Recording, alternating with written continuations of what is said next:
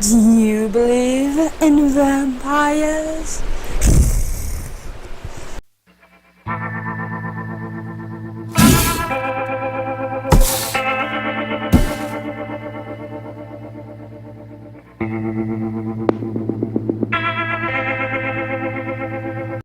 The year was 1883. The place, Rhode Island. George and Mary Brown had begun to suffer from the deadliest disease of the era, tuberculosis. The sickness spread quite quickly from one family member to another.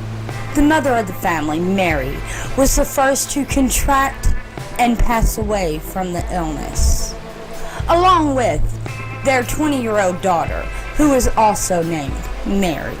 Though the family was very distraught, everything was fine for a couple of years afterwards, until the eldest son, Edwin Brown, fell ill.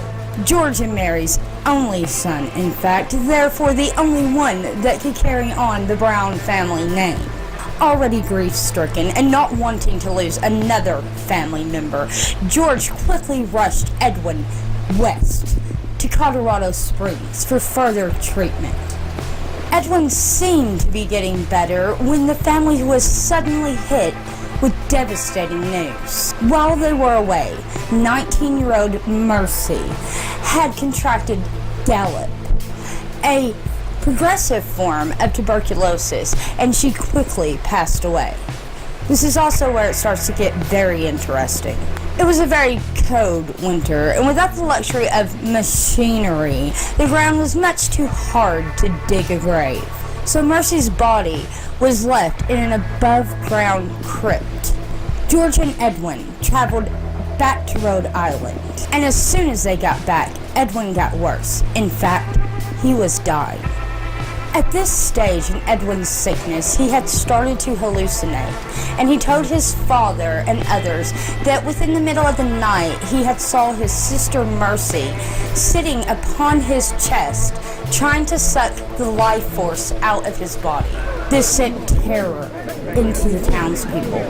Pretty soon, rumors were flying about how she would be walking around at midnight, or how she never ate garlic, or even that she didn't have a reflection. Since no one understood tuberculosis at the time, or really medical science at all, the only explanation could be Mercy had to be a vampire. A grieving George finally gave in to the townspeople and ordered for all three deceased family members to be exhumed from their graves. Both Marys were well past purification, of course, since they had been dead for a few years at this point. But Mercy, oh Mercy, she was found barely decomposed at all.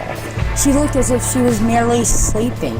She still had a vibrant glow and looked as if her hair and nails had continued to grow. What they did not realize at the time was that keeping a body in a crypt during that cold of a winter turned the crypt into somewhat of a refrigerator, preserving the body. The townspeople, in a scared frenzy, removed all of Mercy's organs from her body and drained her of all her bodily fluids, which at the time they thought was only blood.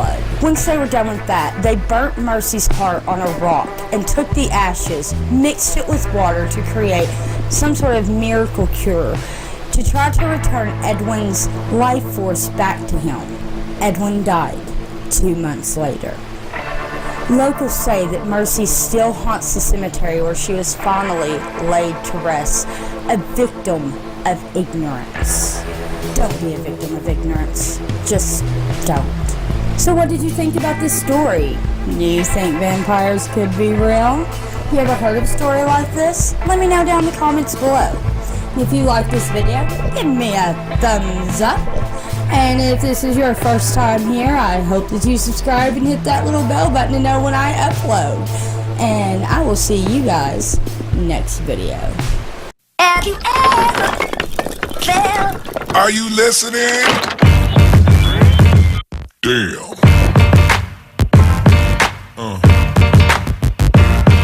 Yeah. Yeah. Yeah.